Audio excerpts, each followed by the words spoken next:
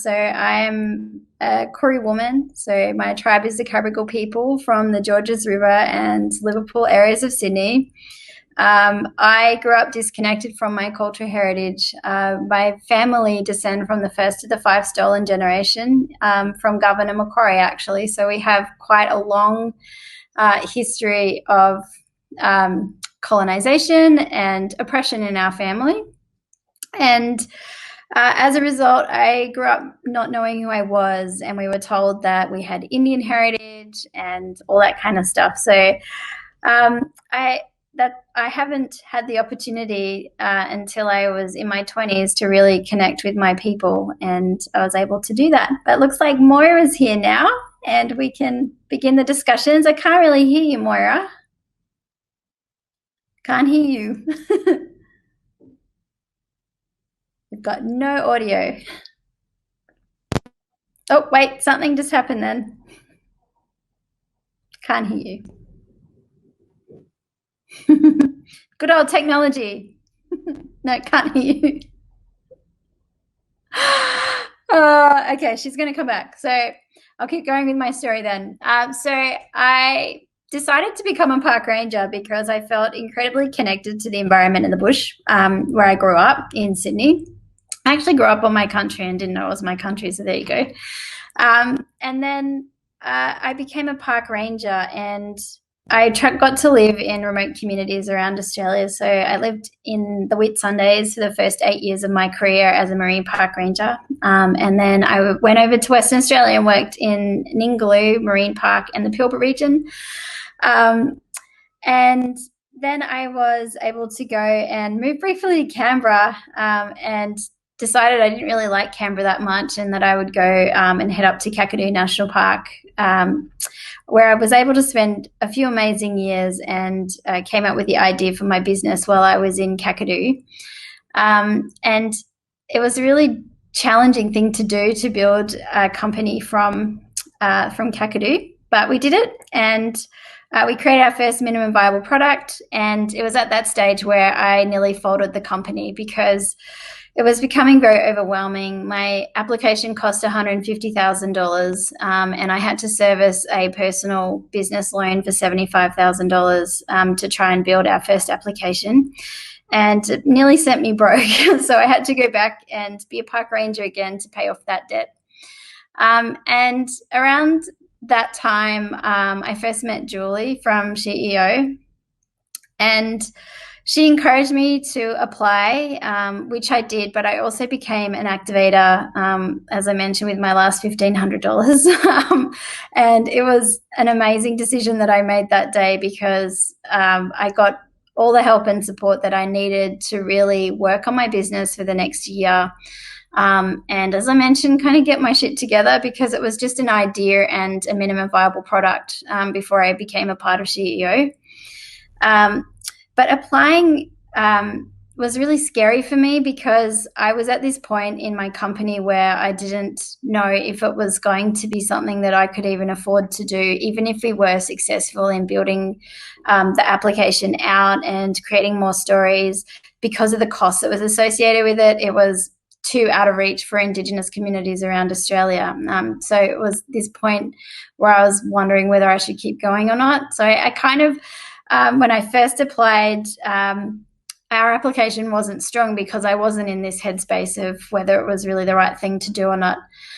So we actually weren't successful the first time that we applied as a venture to SheEO, which was actually a blessing in disguise, because we completely reframed how we were going to achieve this and roll it out the following year. And the following year, my heart was in the application, my head was in the application. I was excited to pull everything together.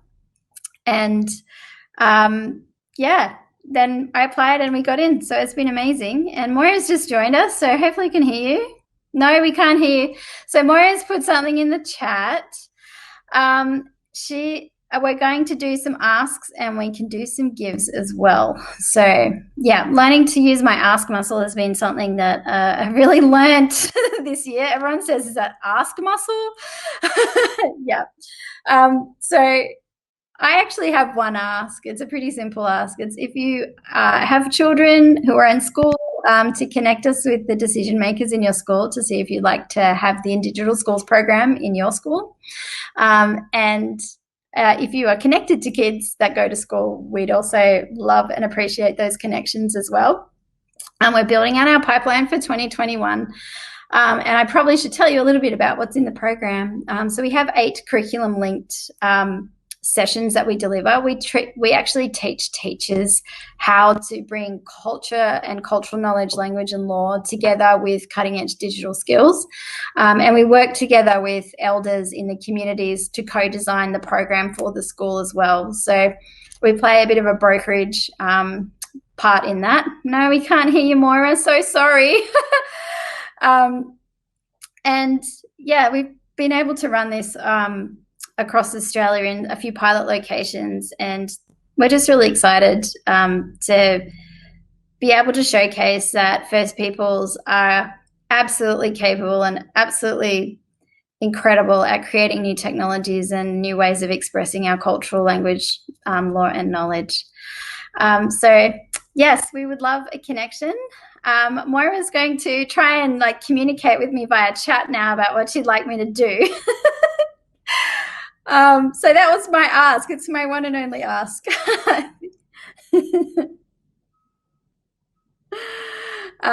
Yeah, so yes, if there's anything that you would like to know, or type it in the chat, or you want to come up and ask questions or make a statement, anything like that, more than happy to pass. What age groups is it for? We work with years 3 through to year 12. And we have a tailored solution for each of those age groups across the school. Next year, we'll be in delivery phase, and we're actually working to pilot the program in 3 different countries across the world with their First Peoples, ahead of being able to attend the World Expo in Dubai in December next year. So we're really excited to be able to be a part of the Rewired conference over there and start looking to 2022 where we can internationalize. What's been the most fun you've had so far? Sorry, Maura asked a question, but Nicola got in before you. How have you found young Indigenous people responding to the program? Oh, it's so amazing. So I think the best thing about the program, and probably the reason why we designed it, is that our kids don't get to see ourselves represented in technology programs. So even things like coding can look like maths to our people, and that can, we're great at maths, but sometimes that can be a bit scary. So the way that we bring in digital skills to young people is through teaching them how to create 3-dimensional augmented reality characters that embody their cultural expressions. So yeah, just seeing their faces when they get to see their own voices and their own characters placed like Pokemons around the world never gets old for me. And really, I think seeing the kids take it further as well is the most exciting thing and the most fun thing. Delivering the Minecraft challenge across Australia has been incredibly fun with the team as well. So it's been I couldn't imagine that I get to wake up and play Minecraft and be super cool for my kids. Do I have what's the name of the platform you created with Microsoft and Telstra? It's called Indigital Schools. So yeah, we've been working on that for about 2 years, and we were lucky to be able to release it this year. I'm really excited to have it go out. I really want to connect. Oh yes, please, Simona, please connect with me about AR ideas. Augmented reality is pretty cool, and people have loads and loads of ideas about how to use it, which is really exciting. I think something that's really exciting about AR is that it's leading into a $30 billion gaming industry, and which means if kids can learn how to create content, they can have jobs in really exciting careers anywhere in the world from country. So that's something that's pretty exciting. How did we come up with the curriculum ideas? Well, we looked at what we would want our kids to learn when it came to culture and digital technologies, and kind of built it out from there. And then we had to work within the ACARA curriculum framework and map back what we knew kids needed to learn with the curriculum. something that I'm finding a little bit challenging is that I get to be on the World Economic Forum Global Future Council for Virtual and Augmented Reality. So we work with 30 incredible minds that are designing the future of these technologies. And I get to see what the fourth industrial revolution looks like. I can see not much with what kids are in school. You're doing a great job hanging in there. Can you hear me now? No.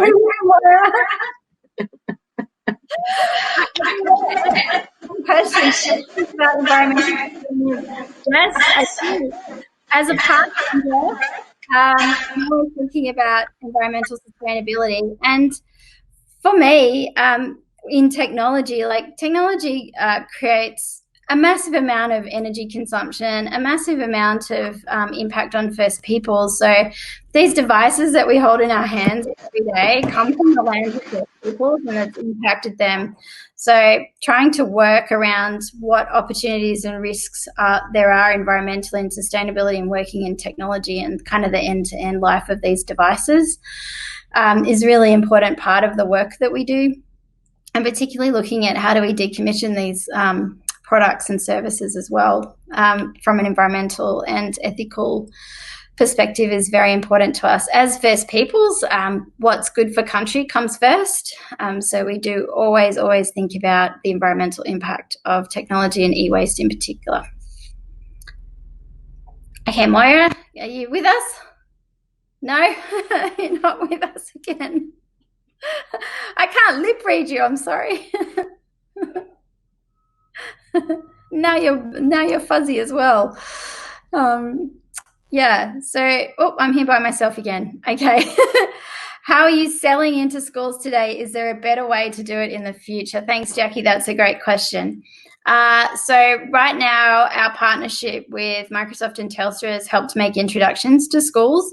We also have a pretty good school network just through being parents and being part of Koori networks and Indigenous networks.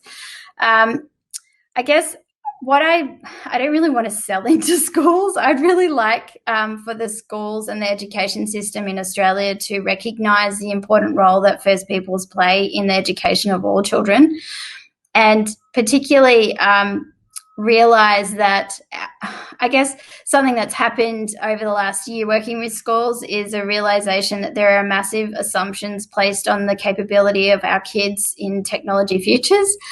And I would like to change that and help them see that through doing the doing, I guess. Like, people can talk about making change in education and they can talk about what we need and what we don't have, but actually getting out there and just doing the work and letting them see the results of that work speaks for itself. And I think that's the way that we'll just keep moving on in 2021.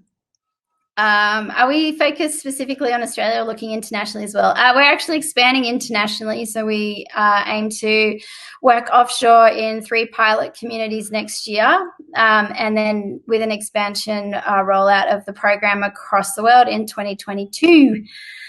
Okay, Moira, thanks. We can see you in the chat. Thanks for staying off camera and trying your best to join us. Do you have advice for us on how we can support you well? Yeah, I think basically supporting all Indigenous businesses in Australia is really important, and not just in Naidoc Week. So I guess as an Indigenous businesswoman, what we really want is your business. We don't necessarily, we don't want handouts. We want the opportunity to be able to prove ourselves as great business people who can value add into Australia. And I think something that's great about Indigenous businesses and when people buy off us is they can realise that we're amazing and that we also are 100 times more likely to employ other First Peoples in our businesses. So when you invest in an Indigenous business, you don't just invest in one person, you're generally investing in the entire community. Even for us, we're a for-profit, and I deliberately set up a for-profit because I wanted to lead by example that we can be successful business people and we can be culturally responsible and we can be digitally capable. So we have chosen the path of being a for-profit enterprise. And we did that because I want to show my daughters that regardless of what their background and heritage is, they can be successful and create their own opportunities. And it was kind of coincidental, but I don't know if you've seen the Great Reset through the World Economic Forum, but there's a statistic in there that says 8 out of 10 people that are in disadvantaged situations in the world will need to actually create their own jobs in order for them to have an income. So yeah, it's really important to foster that entrepreneurial mindset from community. Do you do collaborations with Digilab? Yes, we do. We do collaborate with Digilab and Indigitech. We have and NCIE through IDX. So we have actually a great little community building in Australia around Indigenous peoples excelling in all different kinds of technologies. So we have people in augmented reality, we have people in virtual reality, we have people in database, we have people in artificial intelligence. Like, there's a lot of great people that have been working in these spaces for a really long time, and also people that are emerging, and we have a really nice relationship with each other, which is fantastic. You work in the XR space. There you go. Yeah, me too. Yeah, so I think the really exciting thing for XR is that, or mixed reality, or any of the realities, is that we can finally see our cultures expressed in the way that we've always thought about them. So, like, we don't usually think about our cultures in 2 dimensions because we know everything is connected and everything is in this 3-dimensional world. So our knowledge from the past and our aspirations to the future are always in 3D. And finally, the technology is caught up with our ability to express these things in different ways through augmented and mixed reality. So yeah, thank you, Gail. My dad, Mike, actually came up with the name for the company. So I can't even take the credit for the name of my own company. My dad's super clever and really helped us think about what we wanted to call this. Are you doing any collaborations with other SheEO ventures? Actually, yeah, I'm really keen to collaborate with them next year. I think this year's been a year of turmoil and trying to hang on to our companies and grow this year. So yes, we would love to collaborate with everyone and everyone. And yes, we would love to collaborate with too. I'm going to say Luden. Is that how you say your name? I'm so sorry. I can't. Udan. Great. What's your mob, Udan?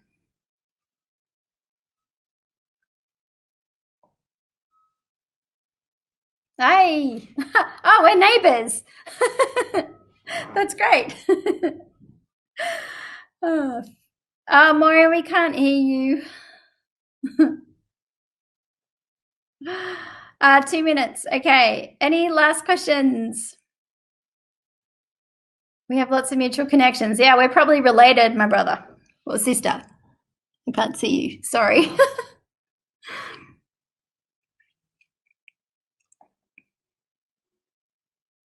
Best aha moment during Naidoc. Best aha moment. There were so many. I can't really just say one, Julie. I think actually there was probably just a realization of how easily people have pivoted to online Naidoc, which was really exciting for me. Thank you, everyone, for a great session. My ask again is, if you have any school kids in your life, please connect them with us. We'd love to hear from them and be able to roll our program out into their schools. And thank you. Thank you so much for listening. Sorry we had some tech issues. How do we connect the schools? hello@indigital.net.au, or you can go to our website, indigitalschools.com, and there is a great form there that people can fill out. Thank you. Thanks, everyone.